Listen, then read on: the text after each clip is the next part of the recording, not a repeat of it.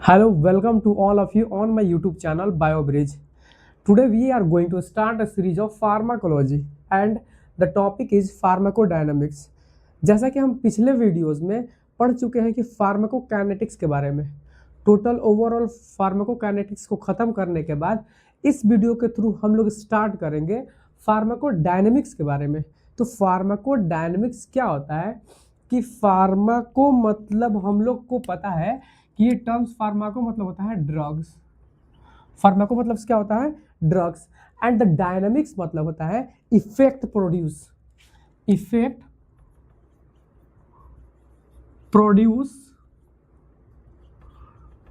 Inside the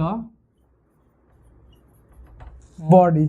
let's assume एक कोई chemical है, ठीक, एक कोई केमिकल है, वो केमिकल्स लेने के बाद हमारे बॉडी में कुछ हलचल स्टार्ट हुआ, ठीक, वो हलचल हमारे लिए फायदेमंद भी हो सकता है या फिर कोई नुकसान की तरह काम कर सकता है। तो उस बॉडी पर जो इफेक्ट प्रोड्यूस हो रहा है आफ्टर वो केमिकल सब्सटेंस को खाने के बाद, उसी को बोलते हैं हम लोग फार्माकोडायनेमिक्स। तो फार्माकोडायनेमिक्स को हम लोग इजी एक छोटे से सेंटेंस में लिख सकते हैं कि इट डील्स विथ क्या लिखेंगे, इट डील्स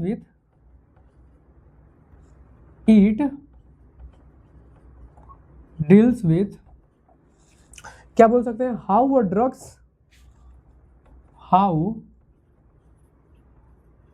ड्रग्स प्रोड्यूस। तो क्या ड्रग्स क्या प्रोड्यूस कर रहा है, produce it's effects inside the body, produce it's effects inside the body. कोई एक ड्रग्स है, ड्रग्स को हम लोग मेडिसिन हो सकता है, ड्रग्स कोई केमिकल एजेंट्स हो सकता है, या फिर कोई ऐसा चीज जिसको लेने के बाद हमारे बॉडी में कोई इफेक्ट प्रोड्यूस हो रहा है, ठीक, उसी को डील्स करता है हमारा pharmacodynamics. Pharmacodynamics is the branch of pharmacology which deals about the drugs produce its effect inside the body. Okay, let's start कि फार्माकोलॉजी बहुत सारे चीज़ों को एक्सप्लेन करता है। फार्माकोडायनेमिक्स बहुत सारे चीज़ों को बताता है, जैसे कि मान लीजिए कि mechanism of the action of drugs क्या बताता है, mechanism of action of drugs का क्या मैकेनिज्म है, किसके मतलब कौन कौन से पाथवे के थ्रू जाता है और रिसेप्टर के साथ बाइंड करेगा और किस तरह से वो इफेक्ट दिखाई दे रहा है, वो पूरे स्टडी को मुंह से लेकर रिसेप्टर तक और उसके बाद जो प्रोड्यूस कर रहा है इफेक्ट, वहां तक हम लोग समझते हैं mechanism of action of drugs में। नेक्स्ट है कि ड्रग्स और रिसेप्टर का इंटरेक्शन, ड्रग्स और रिसेप्टर्स का इंटरेक्शन। इसमें क्या बोल रहा है कि जो ड्रग्स और रिसेप्टर के साथ बाइंड करने के बाद क्या इंटरेक्शंस दिखा रहा है, ठीक, दो व्यक्ति रिलेशन में आने के बाद क्या क्या इफेक्ट दिखाते हैं, उसी को हमारा फार्माकोडायनेमिक्स डील करता है। नेक्स्ट क्या करेगा कि ये रिलेशनशिप बताएगा, ये रिलेशनशिप दिखाता है, रिलेशनशिप बिटवीन दो केमिकल्स के बीच में रिलेशनशिप, एक ड्रग्स और एक रिसेप्टर्स, ड्रग्स के और drugs between the dose of the drugs, sorry देखिए समझिएगा कि ये रिलेशनशिप बताता है किसका, ड्रग्स का, ठीक, और उसका रिस्पॉन्स का, relationship between the dose of drugs and response. इस पॉइंट से हम लोग ये समझेंगे कि जो ड्रग्स और उसका रिस्पॉन्स के बीच में relationship, higher dose higher response, lower dose lower response, हो सकता है लोअर डोज है लेकिन हाई रिस्पॉन्स दिखा रहा है, उसी का रिलेशनशिप हम लोग समझते हैं, ठीक। नेक्स्ट क्या होता है कि सपोज कीजिए कि हम एक ड्रग्स को, एक ये ड्रग्स है, ठीक, ये ड्रग्स को किसी व्यक्ति को खिला रहे हैं, ठीक, किसी व्यक्ति को एडमिनिस्टर कर रहे हैं, तो वो क्या कर रहा है, वो ड्रग्स जाने के बाद किसी पर्टिकुलर साइट्स पे, ठीक, वो अपना एक्शन दिखा रहा है। सपोज ये एक सेल है, इसके पास रिसेप्टर है और ये ड्रग्स आया और इस रिसेप्टर के साथ बाइंड किया। सपोज कीजिए ये ड्रग्स है, ये कोई ऐसा केमिकल एजेंट है जो किसी स्पेसिफिक साइट्स पर, इसको हम लोग बोल देते हैं टारगेट साइट, टारगेट साइट, ठीक। और इसको बोल सकते हैं कोई केमिकल एजेंट्स, कोई केमिकल एजेंट्स। हो सकता है कोई ड्रग्स भी होगा, हो सकता है हार्मोन्स हो सकता है, कोई केमिकल्स होगा जो हमारे बॉडी में एंटर करने के बाद कोई इफेक्ट को प्रोड्यूस कर रहा है, ठीक। तो ये केमिकल्स एक पर्टिकुलर टारगेट साइट्स पे, टारगेट साइट्स उसको बोलते हैं जो इस ड्रग्स के लिए बहुत ज़्यादा एफिनिटी, मतलब ये रिसेप्टर के लिए बहुत ज़्यादा हाई एफिनिटी होता है इस रिसेप्टर का वो केमिकल से। ये रिसेप्टर के साथ बाइंड करने के बाद जो इफेक्ट को प्रोड्यूस करता है, जैसे मान लीजिए इसके साथ बाइंड किया और यहाँ पर क्या प्रोड्यूस किया, प्रोड्यूस इफेक्ट, समझ आ रहा है। कोई केमिकल्स है वो रिसेप्टर के साथ, सॉरी टारगेट साइट के साथ बाइंड किया, अभी इसको हम रिसेप्टर नहीं बोलेंगे क्योंकि हम बता रहे हैं टारगेट साइट्स के बाद वहाँ पर बाइंड किया और इफेक्ट को प्रोड्यूस किया, ठीक। तो ये हमारा क्या है, फार्माकोडायनेमिक्स। हम पूरे फार्माकोडायनेमिक्स को 3 पार्ट्स में डिवाइड करते हैं। सबसे पहले ये केमिकल्स, और इस केमिकल्स को हम लोग क्या बोल सकते हैं, ड्रग्स। फार्माकोलॉजी में ड्रग्स के बारे में पढ़ेंगे, तो इस केमिकल्स के बारे में फर्स्ट पार्ट में हम लोग क्या पढ़ेंगे, इस ड्रग्स के बारे में कि क्या टाइप्स होता है, टाइप्स ऑफ ड्रग्स पढ़ लेंगे, टाइप्स ऑफ ड्रग्स पढ़ लेंगे। नेक्स्ट आता है हमारा टारगेट साइट्स, हम लोग क्या पढ़ेंगे, टारगेट साइट्स के बारे में कि हमारे बॉडी में कितने प्रकार के टारगेट साइट्स होते हैं। तो क्या पढ़ेंगे हम लोग, टाइप्स ऑफ, क्या पढ़ेंगे, types of target, target site या फिर रिसेप्टर लिख सकते हैं, रिसेप्टर के पढ़ेंगे। अब थर्ड पार्ट में हम लोग क्या पढ़ेंगे कि how the effect is produce, कहने का मतलब है इफेक्ट कैसे प्रोड्यूस कर रहा है, how the effect is produce. ये 3 चीज को हम लोग पूरे फार्माकोडायनेमिक्स में स्टडी करते हैं। नेक्स्ट हम लोग समझते हैं कि जो इफेक्ट प्रोड्यूस हो रहा है उसको हम एक ग्राफ के मदद से समझते हैं जिसका नाम है dose response curve, dose response curve. इसको हम लोग थोड़ा देर बाद में स्टडी करेंगे और अच्छे से स्टडी करेंगे। तो हमारा ये पॉइंट ये हो गया, दूसरा पॉइंट ये हो गया और तीसरा पॉइंट ये हो गया। ये 3 चीज को हम लोग पूरे फार्माकोडायनेमिक्स में 3 पार्ट में समझेंगे। तो let's start the session about the pharmacodynamics and the types of chemicals. Suppose कीजिए कि एक ऐसा केमिकल्स है, ठीक, एक ऐसा केमिकल्स है वो किसी स्पेसिफिक हम एडमिनिस्टर किए, खाए और हमारे बॉडी में सर्कुलेट होने के बाद एक स्पेसिफिक साइट्स पर जाकर बाइंड किया और वहां पर क्या किया, रिसेप्टर से बाइंड करने के बाद इफेक्ट को प्रोड्यूस किया, ठीक। तो वैसे केमिकल सब्सटेंस जिसका क्या होता है, एक स्पेसिफिक साइट्स होता है। सपोज वो ड्रग्स भी हो सकता है, वो कोई केमिकल्स भी हो सकता है, वो हार्मोन्स भी हो सकता है, वो न्यूरोट्रांसमीटर भी हो सकता है। तो वैसे केमिकल्स को हम लोग नाम देते हैं लाइगेंड्स। क्या नाम देते हैं, लाइगेंड्स। लाइगेंड्स क्या होता है, लाइगेंड्स इज अ मॉलिक्यूल्स और एन आयंस। क्या होता है, इट इज ए मॉलिक्यूल्स और ions that bind to a specific receptor, that bind to a specific receptor, किसी स्पेसिफिक रिसेप्टर के साथ बाइंड करता है और क्या करता है, ये रिसेप्टर भी हो सकता है या प्रोटीन भी हो सकता है, ठीक, या फिर कोई मेटल्स हो सकता है। मेटल्स मतलब आयरन भी हो सकता है, ठीक, लिथियम भी हो सकता है, ये सारा चीज हो सकता है। मेटल्स हो सकता है, मेटल आयंस बोल सकते हैं इसको, मेटल आयंस, मेटल आयंस के साथ बाइंड करता है, उसे हम क्या बोलते हैं, लाइगेंड्स। और ये जो लाइगेंड्स होता है वो बहुत high affinity for its target होता है। कहने का मतलब है very high affinity for its target. कहने का मतलब है कि ये मान लीजिए कोई ड्रग्स है, ठीक, और बॉडी में कहीं भी इसका रिसेप्टर हो, ये वहीं पर जाकर बाइंड करेगा, वहीं पर जाकर बाइंड करेगा। बॉडी में कहीं भी रिसेप्टर हो, ब्लड के थ्रू सर्कुलेट होगा और वहीं पर बाइंड करेगा, ठीक। कहीं भी घूम ले, ठीक, हम किसी और के घर में नहीं घुसते क्योंकि हमको पता होता है मेरा घर का दरवाजा वो है, ठीक। हमको अच्छे से, इसीलिए बोला जाएगा high affinity for its target, ठीक। हमको पता है कि मेरा टारगेट कहाँ है।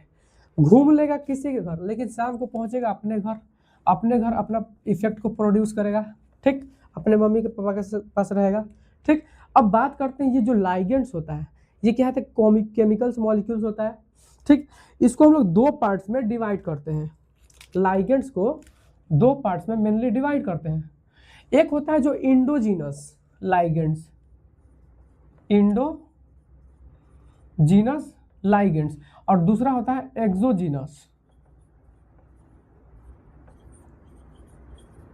Exogenous ligands.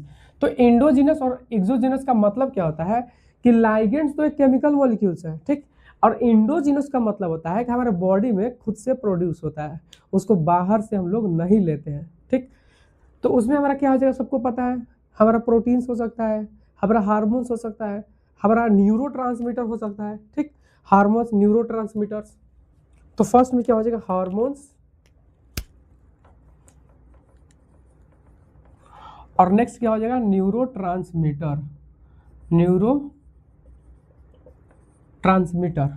और कुछ आता है जो नेचुरल पेप्टाइड्स होता है, नेचुरल पेप्टाइड्स, प्रोटीन, जो भी बोल दीजिए, जैसे हमारा एंडोर्फिन, एग्जाम्पल में एंडोर्फिन।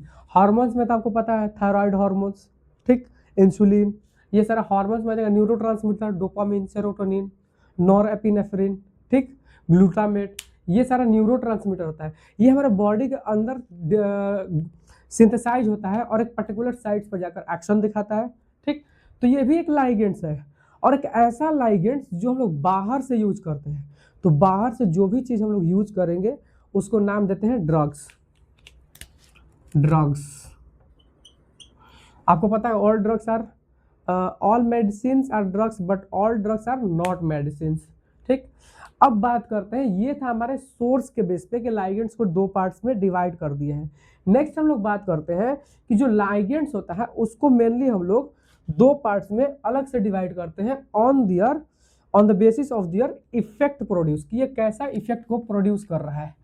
हम लाइगेंड्स को दो प्रकार में डिवाइड करते हैं, एकदम मोटा मोटी दो पार्ट्स में इसको डिवाइड करते हैं। लाइगेंड्स को क्या करेंगे, दो पार्ट्स में डिवाइड करेंगे। किसके बेसिस पर, किस प्रकार से इफेक्ट प्रोड्यूस कर रहा है, इस बेस पर इस लाइगेंड्स को दो पार्ट्स में डिवाइड करते हैं। सबसे पहले एगोनिस्ट और दूसरा होता है एंटागोनिस्ट।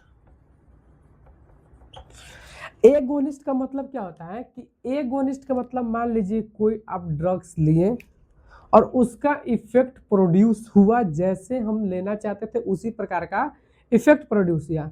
मान लीजिए हमको बुखार लगा है और हम पैरासीटामोल खाए, ठीक, तो वो कैसे एगोनिस्ट की तरह काम किया कि हमको पैरासीटामोल खाया, हमारा फीवर कम हो गया। तो इसमें क्या होता है, प्रोड्यूस इफेक्ट्स, प्रोड्यूस इफेक्ट्स को प्रोड्यूस करता है। कब, किसी पर्टिकुलर साइट्स पर बाइंड करने के बाद अपना इफेक्ट को प्रोड्यूस करेगा पॉजिटिवली। एंटागोनिस्ट का मतलब क्या होता है, एंटागोनिस्ट क्या होता है, एक ब्लॉकर की तरह काम करता है। किसके तरह काम करता है, ये रिसेप्टर्स को मेनली ब्लॉक करने का काम करता है। Only block the receptors, only block the receptor. एक एग्जांपल लीजिए, मान लीजिए कि ये एक ड्रग्स है और ये इसका रिसेप्टर है, ये क्या है, इसका रिसेप्टर है, ठीक। इस ड्रग्स का इस पर इसका रिसेप्टर है, इस पर बाइंड करने के बाद ये अपना इफेक्ट प्रोड्यूस करेगा, ठीक। यहाँ पर इफेक्ट प्रोड्यूस किया, ये यहाँ पर बाइंड किया और रिसेप्टर पर बाइंड करने के बाद इफेक्ट प्रोड्यूस किया, इस सेल्स में हलचल हुआ और यहाँ से इफेक्ट प्रोड्यूस हुआ। लेकिन वहीं पर एंटागोनिस्ट, जिस ड्रग्स की हम बात कर रहे हैं, ये ड्रग्स क्या करता है, इस रिसेप्टर को इसको हटाकर खुद बाइंड हो जाता है और बाइंड करने के बाद इसका फंक्शंस को ब्लॉक कर देता है, इस ड्रग्स का फंक्शंस को ब्लॉक कर देता है और मेनली क्या करता है, इस रिसेप्टर्स को बाइंड कर लेता है, ब्लॉक करता है। सपोज कीजिए, ठीक, आपकी मम्मी किचन के बाहर खड़ा है, ठीक, मेनली एग्जाम्पल उल्टा करते हैं, हम अपने किचन के सामने खड़ा है, मम्मी को जा रहा है किचन में खाना बनाने के लिए, हम वहाँ से हट नहीं रहे, ठीक, हम वहाँ से हट नहीं रहे, तो क्या किए, हम उस किचन के दरवाज़ा को ब्लॉक करके बैठे हुए ताकि मम्मी इंटर ना करे, ठीक। वो अलग बात है कि झाड़ू बेलन उठने के बाद हट जाते हैं, लेकिन मेनली क्या है कि एंटागोनिस्ट में क्या होता है कि वो नहीं हटता है, वो परमानेंट ब्लॉक करके रखता है जब तक से इसका डोज ना बढ़ाया जाए। अगर इस वाले ड्रग का डोज बढ़ाएंगे तो ये हट जाएगा और फिर से अपना नॉर्मल इफेक्ट दिखाएगा। समझ में आया? ठीक। नेक्स्ट बात करते हैं जो एगोनिस्ट होता है। एगोनिस्ट को पहले हम लोग डिवाइड करते हैं। एगोनिस्ट का भी टाइप्स होता है, जैसे इफेक्ट, इसके इफेक्ट कैसा इफेक्ट प्रोड्यूस कर रहा है आपको पता है, ये इफेक्ट को प्रोड्यूस कर और ये इफेक्ट प्रोड्यूस करने नहीं देता है, वो ब्लॉक कर देता है। तो ये कितना इफेक्ट प्रोड्यूस करता है, एगोनिस्ट क्या करता है, कितना इफेक्ट प्रोड्यूस करता है, इसके लिए इसको डिवाइड करते हैं हम लोग। ठीक, सबसे पहले हम लोग बात करते हैं फुल एगोनिस्ट के बारे में। फुल एगोनिस्ट नाम से ही क्लियर है कि अगर इसको ड्रग्स को दिया है तो बहुत ज़्यादा इफेक्ट प्रोड्यूस कर रहा है, इसीलिए इसका नाम है फुल एगोनिस्ट। सेकेंड आता है पार्शियल एगोनिस्ट, पार्शियल एगोनिस्ट। और नेक्स्ट आता है, नेक्स्ट क्या आता है हमारा, इनवर्स एगोनिस्ट। इनवर्स एगोनिस्ट, ठीक। तो फुल एगोनिस्ट कब बोलेंगे, फुल एगोनिस्ट कब बोलते हैं, जब किसी ड्रग्स का एकदम मैक्सिमम इफेक्ट होता है, टॉप लेवल का इफेक्ट होता है उस ड्रग्स का, इसीलिए उसको बोलते हैं full agonist. Maximum effect show करता है, मैक्सिमम इफेक्ट शो करता है। नेक्स्ट पार्शियल एगोनिस्ट किसको बोलते हैं, कि पार्शियल एगोनिस्ट क्या होता है कि सेम उसी रिसेप्टर पे बाइंड करता है जिसपे फुल एगोनिस्ट बाइंड करता है, ठीक, लेकिन इसका इफेक्ट क्या होता है, इससे कम होता है, ठीक, इसका इफेक्ट क्या होता है, इससे कम होता है। फुल एगोनिस्ट वो ड्रग्स होता है जो टॉप लेवल का इफेक्ट शो करता है। मान लीजिए एक ड्रग्स है फुल एगोनिस्ट, ठीक, वो किसी रिसेप्टर पे बाइंड किया और टॉप लेवल का इफेक्ट दिखाया। नेक्स्ट आता है partial agonist. Partial agonist same उसी रिसेप्टर पे बाइंड करता है और इफेक्ट को प्रोड्यूस करता है, लेकिन फुल एगोनिस्ट ले थोड़ा कम करता है, ठीक। सपोज कीजिए कि लाइगेंड्स होता है, एक लाइगेंड्स होता है, रिसेप्टर के साथ बाइंड करने के बाद, आफ्टर बाइंडिंग रिसेप्टर, बाइंड करेगा रिसेप्टर के साथ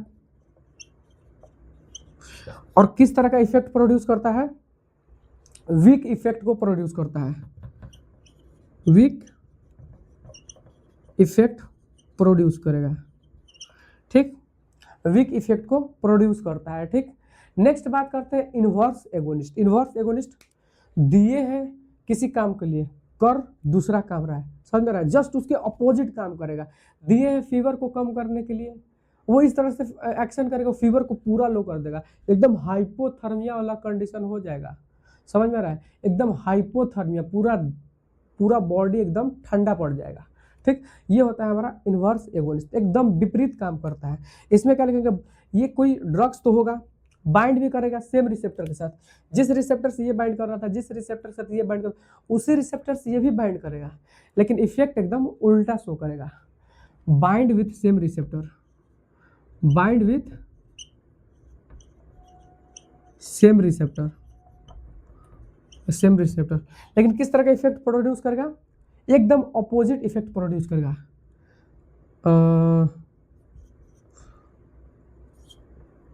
अपोजिट इफेक्ट प्रोड्यूस, एकदम अपोजिट इफेक्ट प्रोड्यूस करेगा, ठीक। जैसे मान लीजिए कि एक स्केल बनाते हैं, समझिएगा, स्केल, ये मान लीजिए 0 है, इधर 1 2 3 4 और सो ऑन। उसके बाद -1 -2 -3। मान लीजिए ऐसा ड्रग्स होगा जो फुल एगोनिस्ट होगा, तो फुल एगोनिस्ट वाला ड्रग्स किस तरह का इफेक्ट प्रोड्यूस करेगा, एकदम पूरा जाएगा, एकदम लास्ट सीमा तक जाएगा और वहां तक इफेक्ट प्रोड्यूस करेगा। उसके बाद आता है हमारा पार्शियल एगोनिस्ट, इफेक्ट प्रोड्यूस करेगा लेकिन इससे कम प्रोड्यूस करेगा। सपोज यहाँ से स्टार्ट किया यहीं तक काम करेगा, पार्शियल एगोनिस्ट है, ठीक, यहीं तक इसका स्पीड होगा, यहीं तक वहाँ पर पहुँच होगा, वहीं पर काम करेगा। और एक आता है इन्वर्स एगोनिस्ट, जो इधर जाने के बजाय एकदम साफा उल्टा जाता है, ठीक, माइनस वाला में एकदम विपरीत उसका फंक्शन होगा। इस प्रकार से हमारा काम करता है हमारा कौन सा, इन्वर्स एगोनिस्ट। नेक्स्ट हम लोग बात करते हैं एंटागोनिस्ट के बारे में। एंटागोनिस्ट के बारे में, एंटागोनिस्ट क्या होता है, ये मेनली क्या करता है, एकदम ब्लॉक कर देता है उस रिसेप्टर को और वहाँ पर इफेक्ट प्रोड्यूस नहीं होने देता है। तो बहुत सारे एंटागोनिस्ट होते हैं, जैसे मान लीजिए फर्स्ट में आ जाएगा chemical antagonist, chemical antagonist. Second आ जाता है हमारा, सेकंड आ जाता है physical antagonist, physical antagonist. Third हमारा आ जाता है physiological antagonist, physiological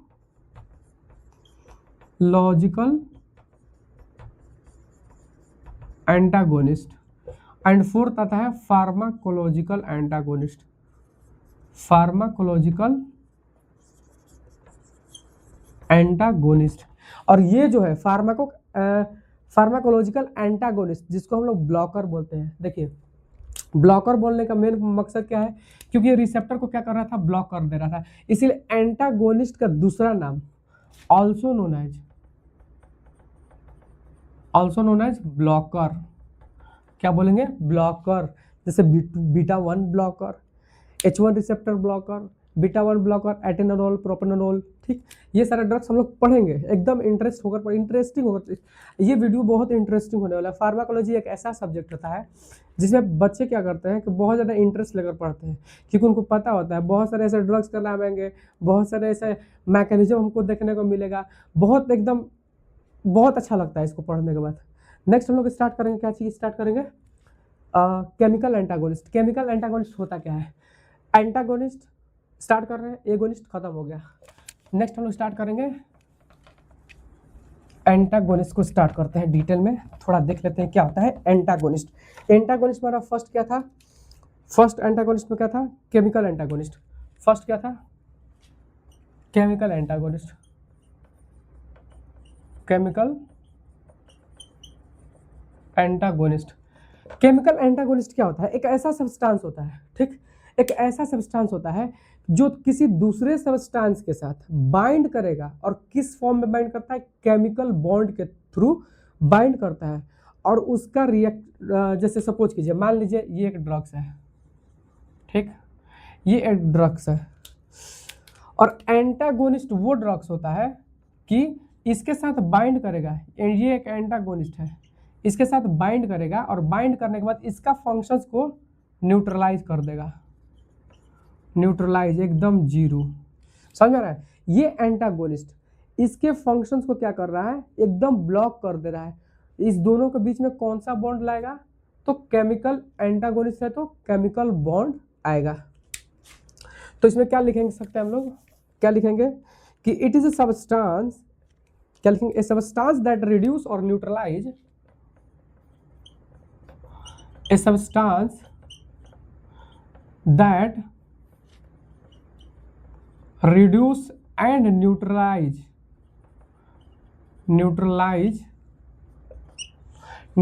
the effect of another drug, the effects of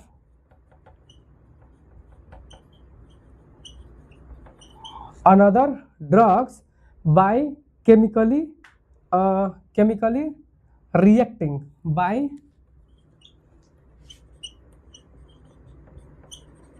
chemically reacting, समझ में आया, केमिकली रिएक्शंस हो रहा है उसमें, ठीक, एक बॉन्ड बन रहा है केमिकल बॉन्ड, ठीक, और उस बॉन्ड के बाद क्या कर रहा है कि उस ड्रग्स का एक्शंस को न्यूट्रलाइज कर रहा है। सपोज ये एक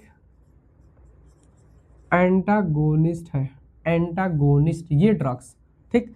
और एगोनिस्ट के साथ, एगोनिस्ट किसको बोल रहे हैं, जो इफेक्ट को प्रोड्यूस करता है, ठीक। इसके साथ बाइंड करने के बाद हमारे बॉडी में, इसके साथ बाइंड करने के बाद यहाँ पर कौन सा बॉन्ड आएगा हमारा, केमिकल बॉन्ड। केमिकल बॉन्ड के साथ बाइंड करने के बाद इसका जो इफेक्ट होता है उसको क्या कर देता है, एकदम न्यूट्रलाइज कर देगा, न्यूट्रलाइज कर देता है, न्यूट्रलाइज कर देगा। न्यूट्रलाइज क्या कर देगा, इसके इफेक्ट, न्यूट्रलाइज द इफेक्ट, ठीक। अब बात करते हैं इसके कुछ एग्जांपल्स के। फर्स्ट मेरे एग्जांपल्स ले लीजिए इसका, कि मान लीजिए कोई आपको पता होगा कोई भी ऐसा ड्रग्स, ठीक, ऐसा ड्रग्स जो हमारे बॉडी में एसिडिक पीएच को क्रिएट करता है। मान लीजिए कोई ऐसा कोई ड्रग्स का पॉइजनिंग हो गया है जिसमें पीएच क्या है उस ड्रग्स का, एसिडिक। तो उस पॉइजन को काटने के लिए हम लोग कौन सा ड्रग्स देते हैं, बेसिक ड्रग्स देते हैं, ठीक। मान लीजिए सपोज कीजिए कभी कभी क्या होता है, हनी बी, मधुमक्खी यहाँ पर काट लेती है और सबको पता है कि यहाँ पर क्या इंजेक्ट करती है, एसिड इंजेक्ट करती है। तो इस पर हम लोग क्या लेप लगाते हैं, बेसिक लगाते हैं, केरोसिन ऑयल लगाते हैं, ठीक। तो उसका क्या कर रहा है, उसको उस हनी बी जो मधुमक्खी थी उसका केमिकल्स को न्यूट्रलाइज करने के लिए, उस ड्रग्स को न्यूट्रलाइज करने के लिए हम लोग क्या लगाते हैं, बेसिक चीज़ों को लगाते हैं। बेसिक मतलब छार चीज़ों को लगाते हैं। तो क्या हो गया कि अगर मान लीजिए किसी के बॉडी में HCl का ओवर सिक्रेशन हो रहा है, ठीक, HCl का ओवर सिक्रेशन हुआ है, ठीक, एसिडिटी हुआ है, तो एसिडिटी में कौन सा ड्रग्स देते हैं, एसिडिटी को न्यूट्रलाइज करने के लिए केमिकल एंटागोनिस्ट देंगे। केमिकल एंटागोनिस्ट में कौन सा आएगा हमारा, एंटाएसिड। एंटाएसिड एक ऐसा ड्रग्स होता है कि ये एंटागोनिस्ट की तरह काम करता है। कौन सा एंटागोनिस्ट, केमिकल एंटागोनिस्ट। ये इस HCl के साथ केमिकल बॉन्ड बनाएगा और इस HCl को न्यूट्रलाइज कर देगा, एकदम न्यूट्रल, जिसके वजह से क्या होता है, हमारा पीएच कंट्रोल हो जाता है, ठीक। नेक्स्ट एक और एग्जांपल देख लेते हैं, प्रोटामिन सल्फेट।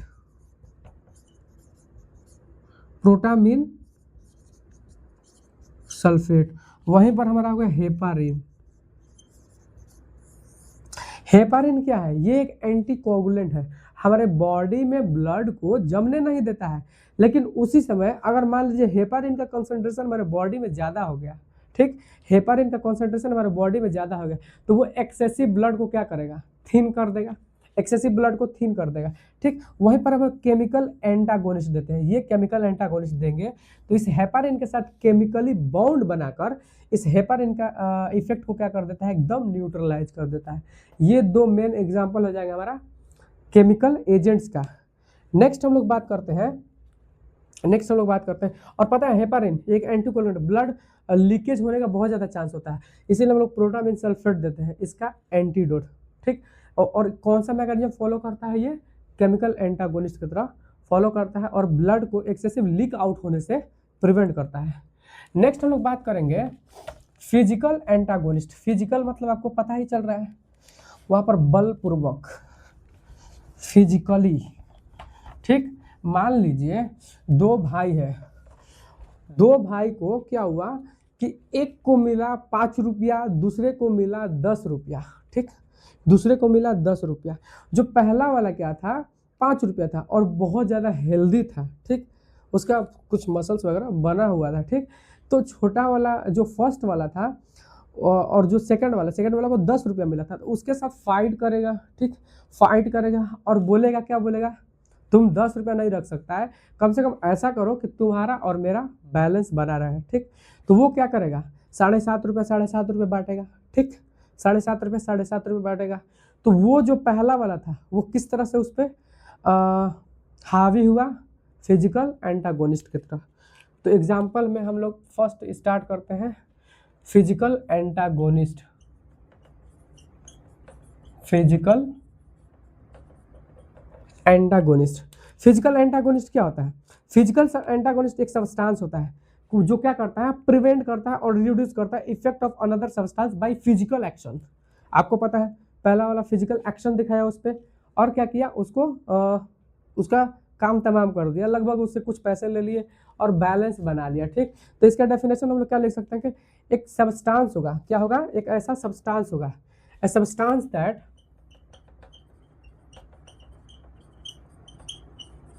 दैट क्या कर रहा है, prevent and reduce the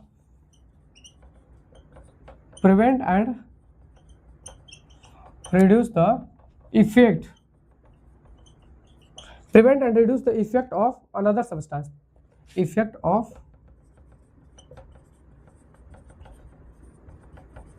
another substance, किस प्रकार से, by the physical action, by the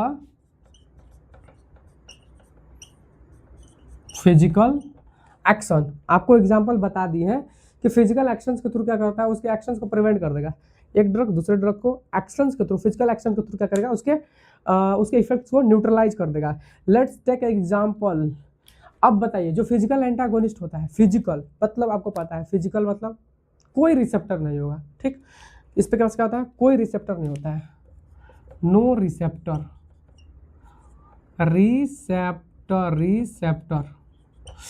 receptor क्यों नहीं होगा, क्योंकि ये फिजिकल एंटागोनिस्ट कोई रिसेप्टर पर काम ही नहीं कर रहा है, वो डायरेक्ट धड़ल्ले बॉडी से बॉडी टकरा दे रहा है। ठीक, बॉडी से बॉडी टकरा दे रहा है, या फिर कोई ऐसा प्रोटेक्शन खुद के ऊपर लगा ले रहा है कि कोई हमको हार्म ही ना करे, समझ आ रहा है। ठीक, तो इस प्रकार से हमारा फिजिकल एंटागोनिस्ट एक्शन दिखाता है। ठीक, और इसमें क्या होता है, इसमें कोई केमिकल रिएक्शंस भी नहीं होता है। पिछले वाले में क्या पढ़े थे, केमिकल एंटागोनिस्ट, केमिकल रिएक्शन हमारा हो रहा था। ठीक, और उसके फंक्शन, उसके इफेक्ट को न्यूट्रलाइज कर रहा था। इसमें क्या हो रहा है, इसमें कोई केमिकल रिएक्शंस नहीं होगा, नो केमिकल रिएक्शन। इसका एक एग्जांपल देख लेते हैं कि अगर मान लीजिए कि कोई एक एक्टिवेटेड चारकोल है, एग्जांपल में एक्टिवेटेड चारकोल, और एक्टिवेटेड चारकोल आपको पता है कौन से वाले कंडीशन में देते हैं। कोई ऐसा व्यक्ति है जो ड्रग पॉइजनिंग किया हुआ है, ड्रग पी लिया है, उस केस में हम लोग चारकोल देते हैं, एक्टिवेटेड चारकोल देते हैं। क्या, क्यों, क्योंकि ये मेनली क्या करता है, हमारा ड्रग पॉइजनिंग में यूज होता है, mainly use in drug poisoning. और ये कैसे काम करता है, सपोज मान लीजिए कोई ऐसा व्यक्ति है, वो ड्रग्स को पी लिया है, यहाँ पर लिक्विड फॉर्म में ड्रग्स है, और एक्टिवेटेड चारकोल क्या किया, उसको दिया गया एक्टिवेटेड चारकोल, तो ये लिक्विड में जो टॉक्सिक चीज़ था उसको क्या किया, ये चारकोल एब्जॉर्ब कर लिया। अगर वो एब्जॉर्ब कर लिया इसी में, तो वो सेल्स में एब्जॉर्ब नहीं होता है, वो एक्टिवेटेड चारकोल में एब्जॉर्ब होता है, समझ आ रहा है। तो हमारा टॉक्सिस जो था, जो क्या था, जहर था, उसका इफेक्ट हमारे बॉडी पर कम हो जाता है, और इसको बोलते हैं हम लोग फिजिकल एंटागोनिस्ट। वहाँ पर फिजिकली गया, वो टॉक्सिक चीज़ खुद को एब्जॉर्ब करवा लिया, ठीक, फिजिकली, और उसको क्या किया, न्यूट्रलाइज किया, वहाँ का इफेक्ट को न्यूट्रलाइज कर दिया। ठीक, तो ये क्या, इसका मैकेनिज्म एक्शन क्या होगा, it absorb toxin, it absorb toxin in GIT में से क्या कर रहा था, टॉक्सिन चीज़ों को एब्जॉर्ब कर रहा था और प्रिवेंट कर रहा था, प्रिवेंट फ्रॉम एब्जॉर्प्शन, ताकि हमारा बॉडी उसको एब्जॉर्ब ना कर सके। एक और एग्जांपल ले लेते हैं समझने के लिए, एक बहुत ही अजीब सा नाम है, सुक्राल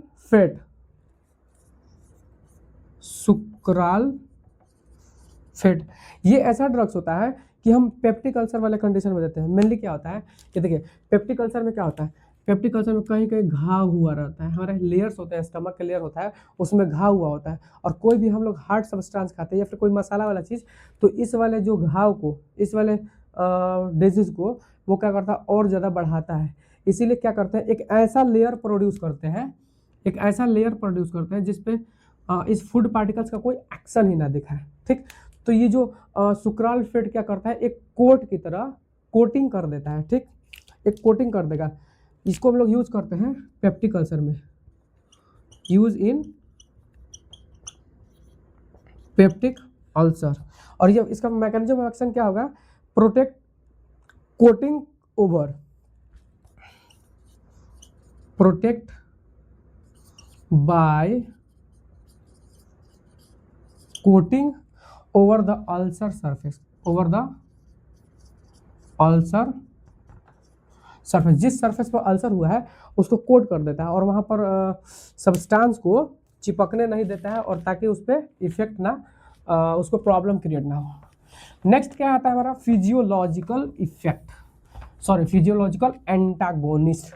फिजियोलॉजिकल एंटागोनिस्ट का मतलब होता है कि मान लीजिए, सपोज कीजिएगा, ये एग्जांपल बहुत ही क्या है अतरंगी है। जैसे मान लीजिए फिजियोलॉजिकल एंटागोनिस्ट का मतलब होता है, एक एग्जांपल से समझते हैं कि एक हीरो है और एक विलन है, ठीक। एक हीरो एक विलन, उसके पास एक रानी और इसके पास भी एक रानी, दो रानी, और विलन भी अपने रानी से बहुत ज़्यादा प्रेम करता है और हीरो भी अपने रानी से बहुत ज़्यादा प्रेम करता है।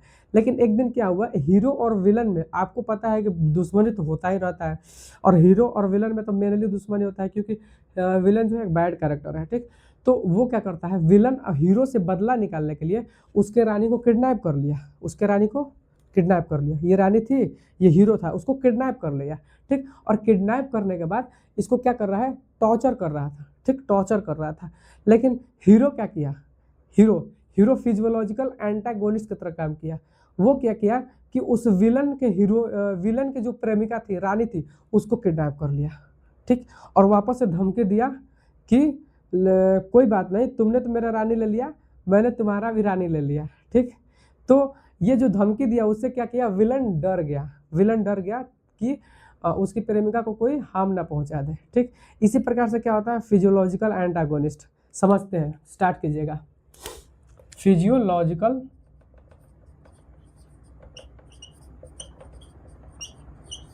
एंटागोनिस्ट, फिजियोलॉजिकल एंटागोनिस्ट में क्या होता है कि एक ऐसा सब्सटेंस होता है, a substance that produce opposite physiological effect, a substance that produce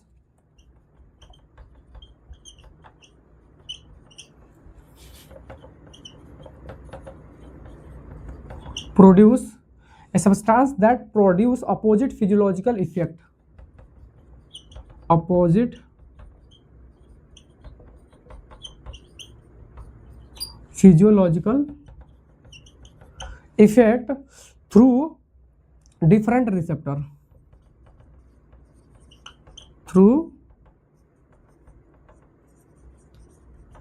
different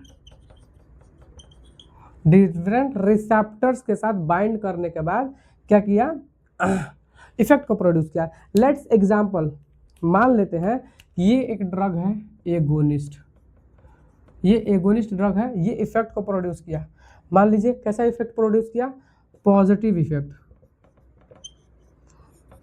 effect को प्रोड्यूस किया। और वहीं पर जो फिजियोलॉजिकल एंटागोनिस्ट था, एंटागोनिस्ट वो दूसरे रिसेप्टर पे, इस रिसेप्टर पर नहीं, दूसरे रिसेप्टर के पास, रिसेप्टर के साथ बाइंड किया और वहां पर नेगेटिव इफेक्ट को प्रोड्यूस किया, नेगेटिव इफेक्ट को प्रोड्यूस किया। और नेगेटिव इफेक्ट को प्रोड्यूस किया ताकि इस पॉजिटिव इफेक्ट को न्यूट्रलाइज कर सके। तो ये क्या करेगा, ये नेगेटिव इफेक्ट क्या करेगा, इस पॉजिटिव इफेक्ट को न्यूट्रलाइज कर देगा, ठीक। जस्ट उसी प्रकार से हीरो क्या किया था, विलन की प्रेमिका को ले लिया था और वहां से फोन से धमकी दे रहा है कि तुम्हारा बीवी किडनैप हो गई है, ताकि विलन उसके हीरो के प्रेमिका के साथ कुछ ना कर सके, ठीक। आप तो उतना तेज है, समझ सकते हैं विलन्स के बारे में, ठीक। तो ये था हीरो नेगेटिव इफेक्ट्स, ठीक। इसका कुछ अलग कांड है, ये हीरो है लेकिन नेगेटिव इफेक्ट दिखा रहा है, ठीक।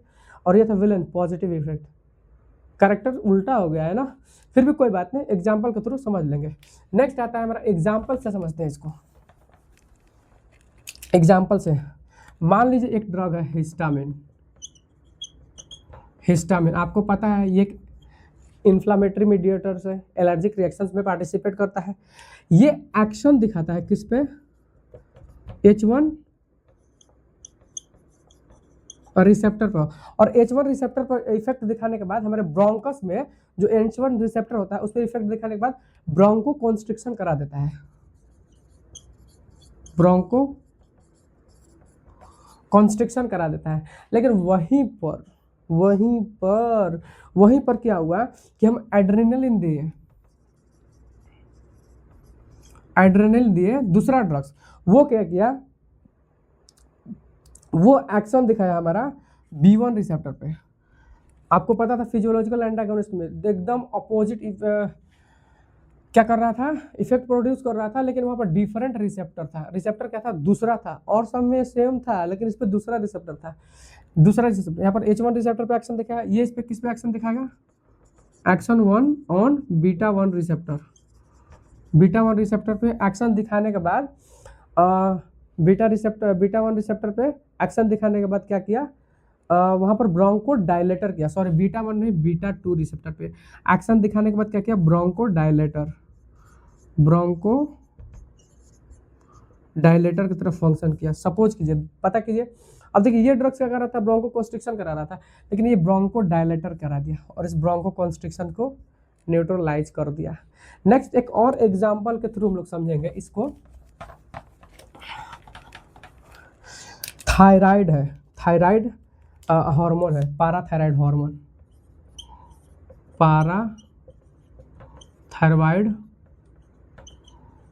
हार्मोन है, ठीक। और दूसरा एक हार्मोन है कैल्सीटोनिन। कैल्सीटोनिन का क्या फंक्शन होता है, ठीक। कैल्सीटोनिन क्या करता है, कैल्सीटोनिन अगर हम लोग किसी व्यक्ति को देते हैं तो वो क्या कराता है, हाइपोकैल्सीमिया कराता है,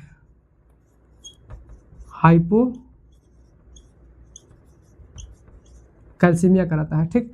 कैल्सीटोनिन दिए थे, हाइपो ब्लड में कैल्शियम का लेवल को क्या किया था, कम करा दिया था। फिर हम लोग दे दिए पाराथायराइड हार्मोन्स दिए, ठीक। वो क्या किया कि ब्लड में कैल्शियम लेवल को बढ़ा दिया, हाइपर कैल्सीमिया किया, ठीक। अपोजिट एक्शंस किया, वापस से इसको न्यूट्रलाइज किया और ब्लड में कैल्शियम लेवल को मेंटेन करना स्टार्ट किया। लेट्स एक और एग्जांपल ले लेते हैं। इंसुलिन का फंक्शन क्या होता है, हाइपोग्लाइसेमिया कराना, ब्लड ग्लूकोज लेवल को कम करना, हाइपोग्लाइसेमिया करा दिया, बॉडी में एकदम ग्लूकोज लेवल ब्लड में कम हो गया है। लेकिन उसी के लिए हम लोग क्या देते हैं, फिजियोलॉजिकल एंटागोनिस्ट देते हैं, ठीक। उसमें लोग दे दिए ग्लूकागोन या फिर ग्रोथ हार्मोन या फिर ग्लूकोकॉर्टिकॉइड। ये सारा ड्रग्स देने के बाद क्या किया कि हाइपोग्लाइसेमिया कंडीशन से हटाकर हमको हाइपरग्लाइसेमिया वाला कंडीशन में ला दिया। मतलब इसका जस्ट अपोजिट इफेक्ट दिखाया। इसी को बोलते हैं फिजियोलॉजिकल, फिजियो मतलब फंक्शंस द्वारा इफेक्ट करा रहा है और बाकी सेम रिसेप्टर पर काम नहीं कर रहा है। इंसुलिन क्या करता है, किस पे काम करता है, ग्लूकोज ट्रांसपोर्टर पे काम करता है, ठीक। और ये दूसरा एज रिसेप्टर पे काम करता है। नेक्स्ट हम लोग समझते हैं फिजियोलॉजिकल, तो हम लोग समझ गए। अब आता है नेक्स्ट 4 नंबर और मोस्ट इम्पोर्टेंट, ये बहुत इंपॉर्टेंट है। ये सारा तो ऐसे ही हम लोग पढ़ लिए, लेकिन ये फार्माकोलॉजिकल एंटागोनिस्ट है, ठीक। इसको समझना हम लोग फार्माकोलॉजी, ठीक। इसको हम लोग अच्छे से समझते हैं, फार्माकोलॉजिकल एंटागोनिस्ट को। हेडिंग ही डाल देते हैं, फार्माकोलॉजिकल एंटागोनिस्ट।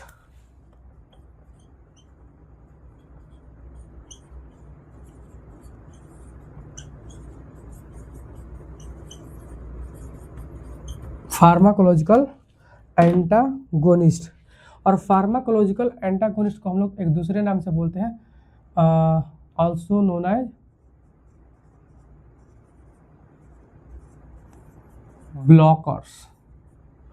ब्लॉकर्स भी इसको बोलते हैं, ठीक। तो सपोज कीजिए, आपको पहले भी एग्जांपल दे चुके हैं। अगर मान लीजिए ये हमारा सेल है, ये क्या है, सेल है, एक बॉडी का कोई सेल है, इसके ऊपर क्या है, एक रिसेप्टर है, ठीक। कोई एक ड्रग्स है जिसका नाम है एगोनिस्ट, मतलब ये इफेक्ट को प्रोड्यूस कराएगा, ठीक। और यहाँ पर आने के बाद ये बाइंड करने के बाद ये सेल्स में क्या किया, इफेक्ट प्रोड्यूस कराया। लेकिन यहीं पर हम लोग फार्माकोलॉजिकल एंटागोनिस्ट में क्या होता है, ये एक ऐसा ड्रग्स है, ठीक। इस रिसेप्टर्स पे आने के बाद इस ड्रग्स को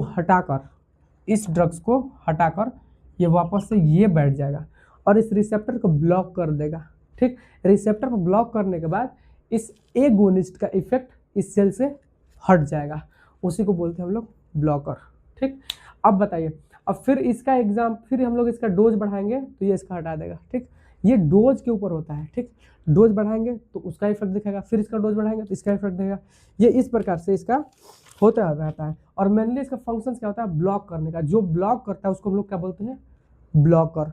अगर ये ब्लॉक किया, ब्लॉक करने के बाद कोई इफेक्ट नहीं प्रोड्यूस करता है, ब्लॉक कर दिया सिर्फ, और इससे बचा लिया इस सेल्स को। इस सेल्स में कोई इफेक्ट्स को प्रोड्यूस नहीं किया जा रहा है। ठीक, समझते हैं कुछ एग्जांपल्स के माध्यम से।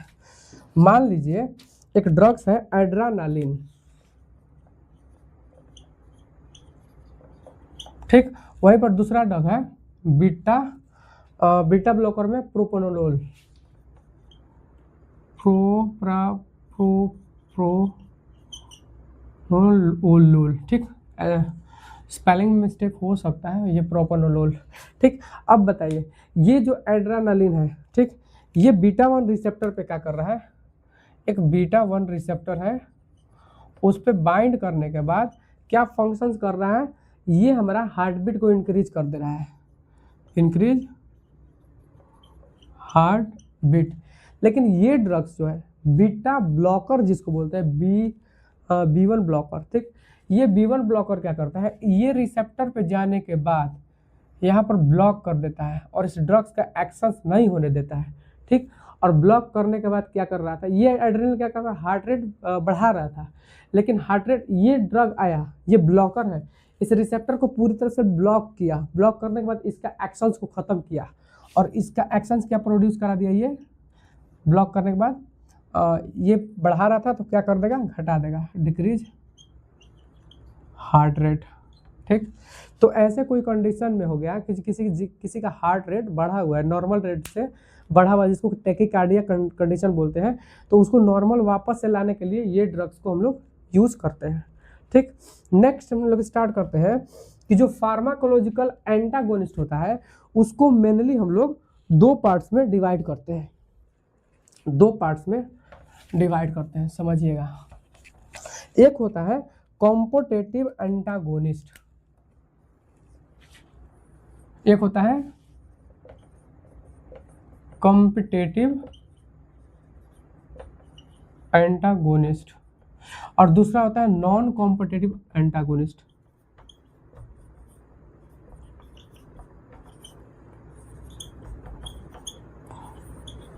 नॉन कॉम्पिटिटिव एंटागोनिस्ट, आपको नाम से ही पता चल रहा है कंपटीशन।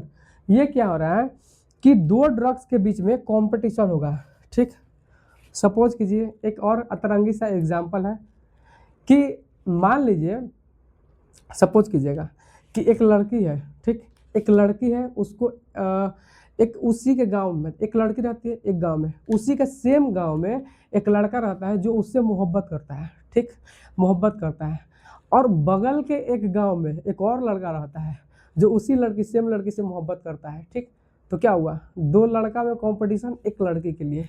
ठीक, वहीं पर सेम कंडीशन होता है, और लड़की के बाबूजी है, पिताजी हैं, वो एक शर्त रख देते हैं। ठीक, उनका क्या डिमांड होता है कि जो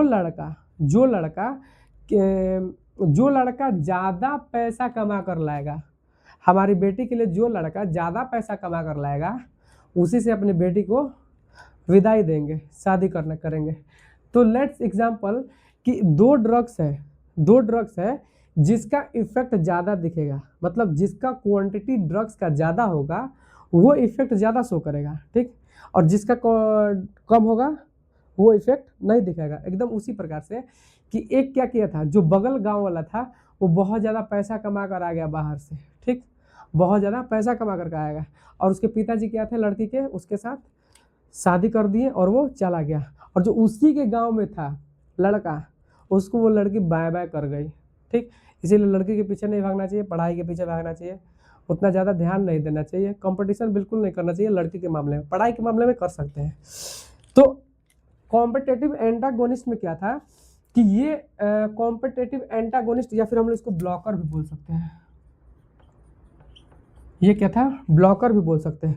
सपोज कीजिए कि ये मान लीजिए कि दो ड्रग्स हैं, एक था एंटागोनिस्ट, एक था एगोनिस्ट, दोनों के बीच में कंपटीशन हो रहा है। कोई एक जाकर वहां पर इफेक्ट शो कर रहा है, कोई एक वहां पर जाकर इफेक्ट शो करेगा। किसका इफेक्ट शो करेगा? जिसका डोज ज्यादा होगा। ठीक, तो हम लोग इसमें क्या लिखेंगे? Antagonist and agonist compete for same receptor. Antagonist and agonist compete for same receptor. एकदम सेम रिसेप्टर के लिए वो दोनों कंपटीशन करेगा, दो लड़का वाला बात। ठीक, सपोज कीजिए, मान लीजिए कि ये एक रिसेप्टर है। ठीक, ये क्या है? रिसेप्टर है, ये रिसेप्टर है। ठीक, ये रिसेप्टर है। सपोज कीजिए एक ड्रग्स यहाँ पर बाय, ये एक ड्रग है, एकदम फिक्स हो जाएगा और फिक्स होने के बाद इफेक्ट प्रोड्यूस कर देगा। ठीक, एक और ड्रग्स है ये, और ये भी सेम इसमें फिट बैठ जाएगा। ठीक, तो इसमें कंपटीशन होने में क्या होता है कि ड्रग्स जो होता है की एंड लॉक सिस्टम होता है, एकदम उसी में चाबी जाएगा जिसका वो ताला होगा। ठीक, तो कहने का मतलब है सेम स्ट्रक्चर है, सेम साइट है, और दोनों ड्रग्स का क्या है कि सेम स्ट्रक्चर है, दोनों फिक्स होना हो जाएगा। लेकिन सपोज कीजिए कि इसका 100 mg है, 100 mg, और इसका 70 mg है, तो कौन यहाँ पर फिक्स होगा? ये ड्रग्स यहाँ पर फिक्स होगा और यहाँ पर क्या करेगा? इफेक्ट प्रोड्यूस करेगा।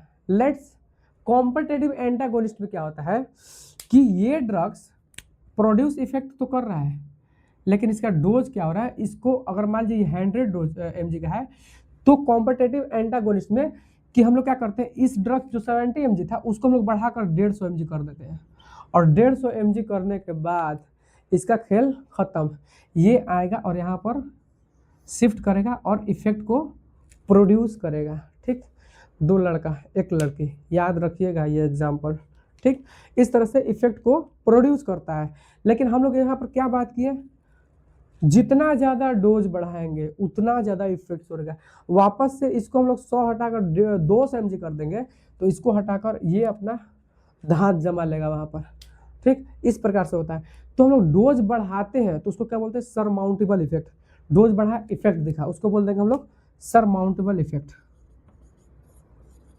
सरमाउंटेबल इफेक्ट, सरमाउंटेबल इफेक्ट मतलब जैसे जैसे हम लोग डोज बढ़ाएंगे वैसे हमारा इफेक्ट शो होना स्टार्ट हो जाएगा। ठीक, इसमें हम लोग ये पढ़ते हैं, और इसी सरमाउंटेबल इफेक्ट को पढ़ने के लिए हम लोग को पढ़ना पड़ता है dose response curve. Dose response curve पढ़ते हैं, इसको स्टार्ट करते हैं, देखते हैं। उससे पहले हम लोग नॉन कॉम्पिटिटिव एंटागोनिस्ट के बारे में पढ़ लेते हैं कि नॉन कॉम्पिटिटिव एंटागोनिस्ट में क्या था कि इसमें कंपटीशन होने का कोई सवाल ही नहीं है। ये खुद टर्म्स बोल रहा है नॉन कॉम्पिटिशन, मतलब इसमें कोई कंपटीशन नहीं है। इसमें क्या था? इसमें क्या था?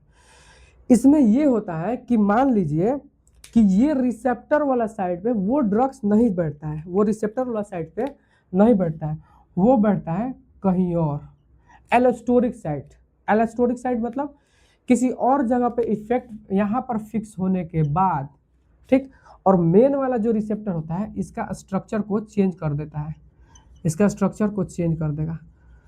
ये इस वाले रिसेप्टर पर बैठेगा तो इफेक्ट नहीं प्रोड्यूस करेगा, वो कहीं और रिसेप्टर के साथ ड्रग्स को बाइंड करता है, जिसको बोलते हैं नॉन कॉम्पिटिटिव एंटागोनिस्ट। उसमें कोई कंपटीशन का सवाल नहीं है। ये ड्रग्स आया यहाँ पर इस रिसेप्टर के साथ बैठा, और क्या यहाँ पर इफेक्ट से हुआ कि जो यहाँ पर जिसके लिए कंपटीशन हो रहा था उसका रिसेप्टर का स्ट्रक्चर ही चेंज कर दिया। अब इस रिसेप्टर का स्ट्रक्चर चेंज कर दिया तो ये ड्रग्स भी यहाँ पर फिट नहीं बैठेगा और ना ही ये ड्रग्स फिट बैठेगा। ठीक, और इसमें क्या था कि इसी को बोलते हैं हम लोग नॉन कॉम्पिटिटिव एंटागोनिस्ट। इसमें कंपटीशन का कोई सवाल नहीं है। इसमें हम लोग लिखेंगे नो कंपटीशन, नो कंपटीशन। और क्या था इसमें क्या था? सरमाउंटेबल इफेक्ट दिख रहा था। सरमाउंटेबल इफेक्ट मतलब जो हम लोग डोज बढ़ा रहे थे तो अपना ये इफेक्ट शो कर रहा था। इसमें कोई डोज बढ़ाने की रिक्वायरमेंट नहीं है, इसमें no surmountable effect, no surmountable effect show कर रहा है। ठीक, ये है हमारा नॉन कॉम्पिटिटिव एंटागोनिस्ट, ये बहुत इंपॉर्टेंट है। और यही जो था नॉन कॉम्पिटिटिव एंटागोनिस्ट हमारा क्या कर रहा था, इसका स्ट्रक्चर को चेंज कर रहा था। बात करते हैं कॉम्पिटिटिव एंटागोनिस्ट में दो टाइप का आता है। कॉम्पिटिटिव एंटागोनिस्ट दो टाइप का आता है, एक होता है रिवर्सिबल, एक होता है इरिवर्सिबल। टर्म से समझ में रहा है। रिवर्सिबल मतलब एक बार इसमें बैठेगा, यहाँ पर शिफ्ट किया तो वापस से हटेगा, ठीक, वापस से हट सकता है, ठीक। लेकिन इरिवर्सिबल मतलब एक बार ये शिफ्ट कर गया, ये परमानेंट शिफ्ट कर जाएगा और इफेक्ट इसका लॉन्ग समय तक दिखाई देना स्टार्ट हो जाएगा, ठीक है। इसका लॉन्ग समय तक इफेक्ट शो होगा। अब बात करते हैं कि चलो ये खत्म हो गया competitive antagonist and non competitive antagonist. बात करते हैं अब डोज रिस्पॉन्स कर्व। ये डोज रिस्पॉन्स कर्व हम लोग क्यों पढ़ते हैं, ये सरमाउंटेबल इफेक्ट को पता करने के लिए हम लोग एक्स्ट्रा डोज बढ़ा रहे हैं, तो आपको एक्स्ट्रा इफेक्ट भी वहाँ पर दिखाई दे रहा है। सो अभी तक इस लेक्चर का फर्स्ट पार्ट हम लोग कवर किए, जिसको बोलते हैं लाइगेंड्स, ड्रग्स लाइगेंड्स का टाइप्स, ठीक, एगोनिस्ट और एंटागोनिस्ट। एगोनिस्ट में हम लोग तीन देखे थे, कौन कौन सा, फुल एगोनिस्ट, पार्शियल एगोनिस्ट और इन्वर्स एगोनिस्ट। फिर हम लोग देखे थे एंटागोनिस्ट, एंटागोनिस्ट में देखे थे chemical antagonist, physical antagonist, physiological antagonist और फार्माकोलॉजिकल एंटागोनिस्ट। फार्माकोलॉजिकल एंटागोनिस्ट को हम लोग ब्लॉकर भी बोलते हैं। फार्माकोलॉजिकल एंटागोनिस्ट को दो पार्ट्स में डिवाइड कर दिए, कॉम्पिटिटिव एंटागोनिस्ट और non competitive antagonist. Competitive antagonist क्या था, दो ड्रग्स के बीच में कॉम्पिटिशन हो रहा था और जिसका डोज ज़्यादा था वो अपना इफेक्ट शो कर रहा था। इसी प्रकार से हम लोग लाइगेंड्स को ख़त्म किए। नेक्स्ट हम लोग स्टार्ट करेंगे कि कुछ इफेक्ट्स जो दिखाई दे रहा है, जिसको हम लोग डोज रिस्पॉन्स कर्व में पढ़ेंगे, उसको स्टार्ट करेंगे हम नेक्स्ट वीडियो में। तब तक के लिए थैंक यू, धन्यवाद। इसी प्रकार से वीडियो को लाइक करते रहिए, सब्सक्राइब करते रहिए, और जिस किसी भाई और बहन को हमारा ये फार्माकोलॉजी सीरीज को रिक्वायरमेंट है, उसको शेयर भी करते रहिए। धन्यवाद।